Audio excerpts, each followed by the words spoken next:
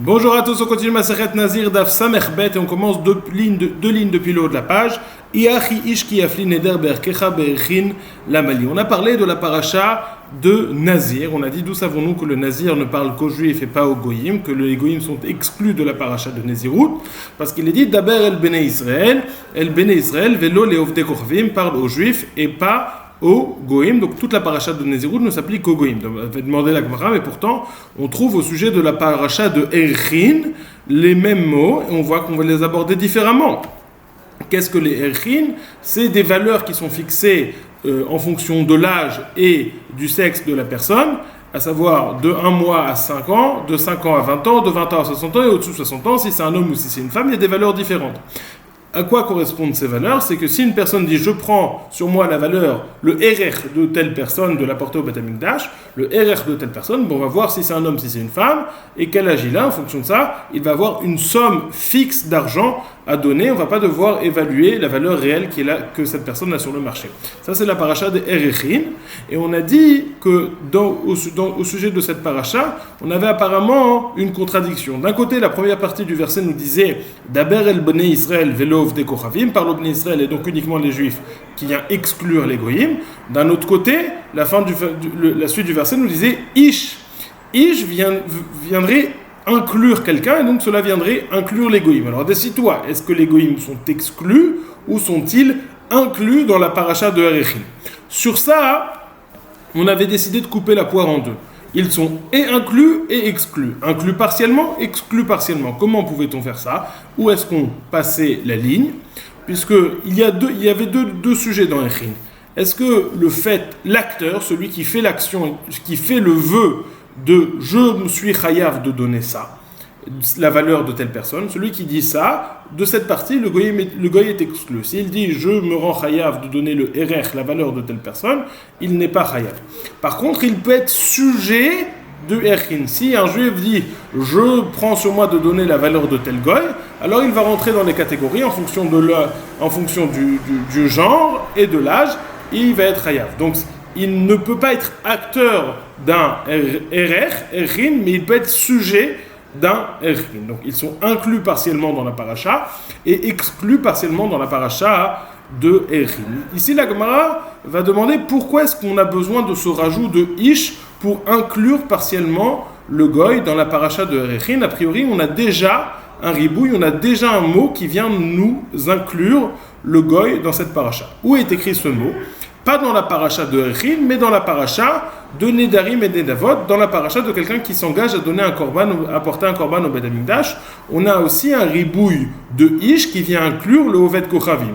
Or, nous avons un parallèle, une juxtaposition entre les parachiotes de Nedarim et de Nedavot, de quelqu'un qui s'engage à donner un korban au Beth Amikdash, et la paracha de Erechin. Donc c'est comme si le terme Ish était aussi écrit dans la paracha de Erechin. Donc ce rajout qui est présent dans la paracha de Nedarim ou Nedavot est aussi présent dans la paracha de Erechin. Du coup, on a déjà la contradiction entre Daber el Bnei Israël et Ish, et on a déjà l'inclusion partielle et l'exclusion partielle du Oved Kochavim. Pourquoi avons-nous besoin d'un nouveau ribouille, d'un nouveau pasouk dans la paracha de Erechin pour inclure le Goy? Ça, c'est la question de la Gemara. Je reprends. Dans la paracha du Erechin, on a Daber el Bnei Israël et c'est écrit Ish, mais Ish vient inclure le Goy. Demande à Gemara, pourquoi est-ce qu'on a besoin de ce Ish qui soit écrit dans la paracha de Erechin? Ish est déjà écrit dans la paracha de Nedarim de Nedavot, et c'est comme s'il était écrit dans la paracha de Erechin, puisqu'il y a un Ekesh entre la paracha de Nedarim de Nedavot et la paracha de Erechin. Demande à Gemara, Ish ki yafli neder be'erchin lamali. Pourquoi est-ce que nous avons besoin de ce pasouk qui est écrit dans la paracha de Erechin? Étant donné qu'il y a un kesh entre la paracha de Nedarim de Nedavot et la paracha de Nedarim, comme le verset nous dit, un homme lorsqu'il exprima un neder de RR, donc un kesh entre neder et Erechin, on a enseigné dans une braïta au sujet des Nedarim et des Nedavot, que vient nous enseigner le mot Ish? Ish matalmud lemar, Ish les rabot et avzet kochavim, ça vient inclure le Goy. Donc ce Ish qui vient inclure le Goy est écrit dans la paracha de Nedarim, c'est comme s'il était écrit par le Ekesh dans la paracha de Erechin. Donc on a déjà tous les dinim du Goy. Pourquoi est-ce qu'on a besoin encore de ce Ish qui est écrit dans la paracha de Erechin? Réponse de la Gemara, et la Hay Ish mi bayele le atouye moufla samouk le Ish. Ce mot, on a besoin pour rajouter un autre din, pour inclure un autre din dans la paracha de Echin. Quel est cet autre din dont on parle ici? On parle du din de moufla samouk le Ish. Normalement, pour faire un éder, il faut avoir 12 ans. Il faut avoir 13 ans, il faut être bar mitzvah. Pour tous les dinim de la Torah, à partir de 13 ans, à partir du moment où on est bar mitzvah, on a tous les chiyuvim. À l'exception de Nedarim. Nedarim, on a la notion de moufla samouk le Ish. Même si il est moufla, à partir du moment où il est mouflo, il comprend ce qu'il dit, numéro 1. Numéro 2, il est samouk le Ish, il est proche de l'âge où il va être un homme grand, proche de l'âge adulte, c'est-à-dire 1 an avant la bar mitzvah. Donc, si il est à partir de 12 ans et il comprend ce qu'il dit, ces Nedarim vont prendre effet midéoraïta. Et c'est ça, ce que vient nous enseigner la notion de Ish qui est écrite dans la paracha Echin, c'est que ces Nedarim de Echin ou autres vont prendre effet midéoraïta, même s'il n'est pas encore bar mitzvah, à partir du moment où il a déjà 12 ans et il comprend ce qu'il fait. Et là, Hay Ish, mais il est là, touye moufla samouk le Ish. Je dis la Gemara, ça va bien, mais sur ce sujet même, c'est une discussion. Est-ce que c'est Nedarim, est-ce que le din de moufla samouk le Ish est un din midéoraïta? Dans ce cas-là, le pasuk vient nous l'inclure, ça marche bien. Mais si on dit que moufla samouk le Ish est un din des rabbanan, alors le pasuk ne peut pas nous parler de ça. Ça va selon le mandamar qui pense que moufla samouk le Ish est un din midéoraïta. Mais selon le mandamar qui pense que moufla samouk le Ish est un din des rabbanan. Alors que vient me dire le verset? Réponse de la Gemara, la touye moufla samouk le Ish de Oved Kochavim. Ça vient inclure moufla samouk le Ish d'un goy. Quand bien même un garçon de 12 ans qui ferait un éder, ce serait un éder et qui comprend ce qu'il fait, ce serait un éder que midérabanan. Un goy qui ferait ce néder à partir du 12 ans, cette notion de Erechin, ça serait un néder de Erechin midéoraïta. Demande la Gemara, ça va pas. Pourquoi? Je reprends l'introduction première. On a dit qu'on avait une contradiction dans la paracha de Erechin entre l'inclusion et l'exclusion, entre l'exclusion et l'inclusion. Comment on veut faire? Comment on avait coupé la poire en deux? On avait dit le goy est exclu parce que lui-même ne peut pas faire ses vœux de Erechin, mais il est inclus parce qu'il peut être le sujet des vœux de Erechin d'un juif. Mais il y en a qui font la comparaison inverse. Il y en a qui disent le goy est exclu parce qu'il ne peut être le sujet des Erechin d'un autre, et il est inclus parce qu'il peut lui-même prendre sur lui des chiyuvim de Erechin. Alors dit la Gemara, je comprends, selon le mandamar qui me dit que le goy peut faire des vœux de Erechin, ça marche, que j'ai besoin d'inclure. Même s'il a 12 ans, il peut lui-même faire ses vœux de Erechin. À partir du moment où il a 12 ans, ses vœux de Erechin prennent effet. Ah, nichale mandamar bnei Israël nerachin ve'enav de kochavim nerachin yachol lo yehu marichin dalmud lomar yesh shapir. Ça va selon le mandamar qui inclut les goïm pour le fait qu'ils puissent faire des nedarim et qui les exclut uniquement qu'ils ne peuvent pas être, concernant le fait qu'ils ne peuvent pas être sujets de nedarim. Alors je comprends, je dis le goy peut faire des vœux de aharacha à partir du moment où il a 12 ans. Et là, les mandamar bnei Israël marichin ve'elavda kochavim marichin yachol lo yehu nerachin talmud lomar ish afilu tinok ben chodesh bar iruchehu ki yafli la mali. Je comprends pas. Selon l'autre donc ça va. Mais selon l'autre mandamar qui pense que le goy est la seule touche qu'a le goy dans la paracha de Erechin, c'est qu'il peut être sujet. C'est-à-dire, si un juif dit je prends sur moi la valeur de ce goy, alors on va évaluer le goy. Dirait la Torah, même s'il a 12 ans, il rentre dans la bonne valeur. Mais c'est évident, puisqu'on a dit qu'à partir de 1 mois, il peut être évalué et je peux prendre sur moi la valeur de quelqu'un qui a 1 mois. Donc à plus forte raison quand il a 12 ans. Afilou.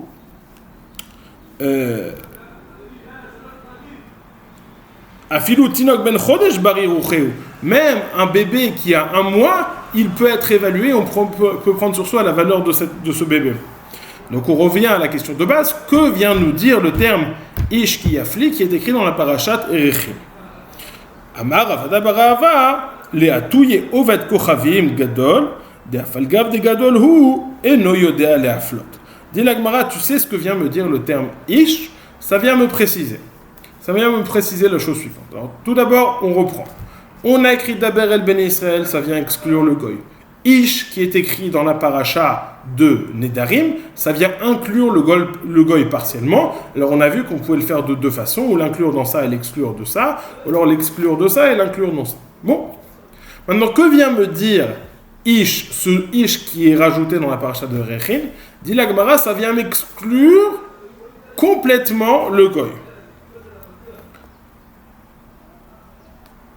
Gadol de Afalgav de Gadolu Eno Yodeha le Haflot. Dit la Gemara, maintenant j'ai deux versets qui vont exclure le goy. Le verset de Daber el Bene Israël uniquement, et le verset de Ish. Maintenant je lis ce terme de Ish qui vient exclure le goy. Et j'ai besoin de deux exclusions du goy. Pourquoi est-ce que j'ai besoin de deux fois? Première exclusion me dit j'exclus le goy s'il est grand, parce qu'il comprend pas, s'il ne comprend pas ce qu'il dit. Mais s'il comprend ce qu'il dit, son RR va être un bon RR. Deuxième verset me dit, même s'il est grand, même s'il comprend ce qu'il dit, son RR ne va pas être bon. En d'autres termes, j'ai besoin de deux versets qui vont m'exclure le goy pour l'exclure complètement. D'abord, Bnei Israël uniquement et pas les Ovdei Kochavim. Ensuite, Ish pour me dire, sache que lorsque j'exclus le goy, je l'exclus complètement, pas seulement lorsqu'il comprend pas ce qu'il dit, mais même s'il comprend ce qu'il dit, il est exclu complètement de la parashat Erri. Dit la Gemara, et là qui yafli des katav rachamana gabe nezirut lamali, merde et kash nezirut le nedarim qui yafli lamali. Dit la Gemara, le terme de qui yafli qui est écrit dans D'abord, el Bnei Israël va marta alem ish ou isha qui affli n'dor neder nazir le hazir l'Hashem. Le terme de qui affli, lorsqu'un homme va exprimer, va être clair sur ce qu'il va dire, qui est écrit dans les Nézirut. Pourquoi en ai-je besoin? Pourquoi en ai-je besoin? Je n'ai pas exactement compris la Gemara, mais la Gemara va dire, étant donné que c'est déjà écrit dans les Darim, donc c'est comme si c'était écrit dans les Nézirut, donc pourquoi est-ce que j'ai besoin de l'écrire à nouveau dans les Nézirut? Et là, qui affli, dit katav rachamana gabe Nézirut la Mali. Mirdeit, kish Nézirut le Nedarim. Qui afflie la Mali. Étant donné que Nézirut les dynimes de Nézirut ont été juxtaposés aux dynimes de Nedarim, et dans Nedarim c'est écrit qui afflie, lorsqu'il va être clair et exprimer ce qu'il pense, alors là aussi je comprends déjà que dans Nézirut il a besoin d'avoir cette clarté. Et pourquoi est-ce que j'ai besoin de le répéter et de le rajouter? Dit la Gemara, la Mali, la touye yadaim qui afflie la Mali, la touye yadaim she'enan mochichot. Ça vient inclure les yadaim she'enan mochichot. Que sont les yadaim? On a dit, on connaît les yadaim, c'est lorsque j'exprime la chose que partiellement, je dis que la moitié de la phrase. Même si je dis que la moitié de la phrase, on a deux types de yadaim. Les yadaim mochichot, où c'est clair quelle est mon intention, et les yadaim she'enan mochichot, où ça n'est pas entièrement clair, complètement clair quelle est mon intention. Si on parle de yadaim she'enan mochichot, d'où savons-nous que ça reste malgré tout un bon vœu de harachin, un bon vœu de RR, parce qu'il est écrit qui yafli deitma yadaim shen mochichot, Abaye amar havyan yadaim, Rava amar lo havyan yadaim, yadaim shenan mochichot. Abaye pense que ce sont un bon yad et c'est un bon neder, tandis que Rava pense que ce ne sont pas des bons neder. Demande l'agmar ale Abaye nicha, et là les Rava maïkale memar. Selon Abaye, c'est clair parce que qui yafli vient inclure les yadaim shenan mochichot. Mais selon Rava, pourquoi est-ce que j'ai besoin de ce verset? Dit la Gemara, et la Kiyafli, mi baïle l'air de Rabbi Tarfon. J'ai besoin de Kiyafli pour l'enseignement de Rabbi Tarfon.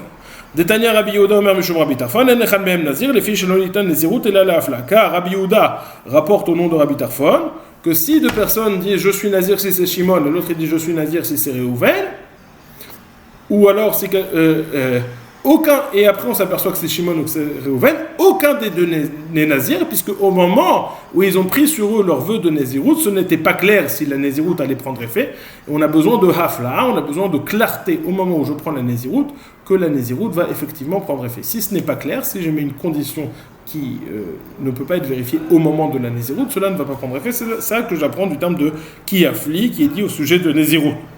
L'ami demande la Gemara,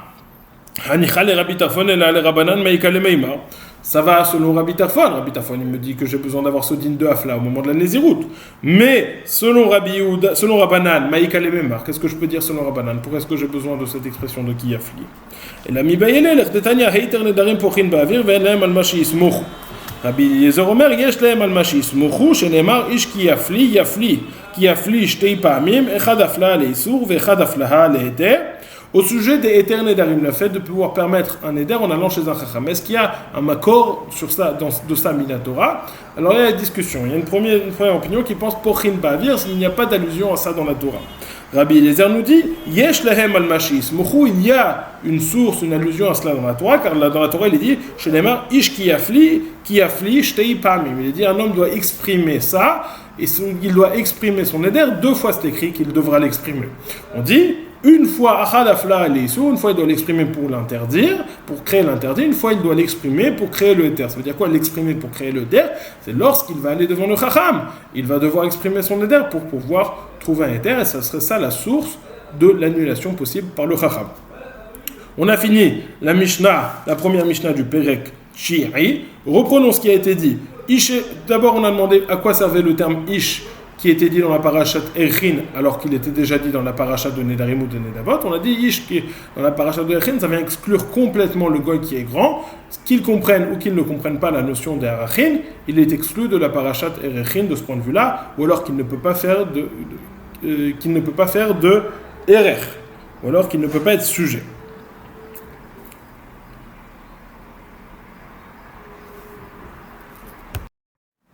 Ensuite, le deuxième terme de Kiyafli, à quoi sert-il d'écrire une deuxième fois le terme Kiyafli alors que c'est déjà exprimé dans la paracha de Nedarim et de Nedavot? Pourquoi on a besoin de le réexpliquer dans la paracha de Nezirut?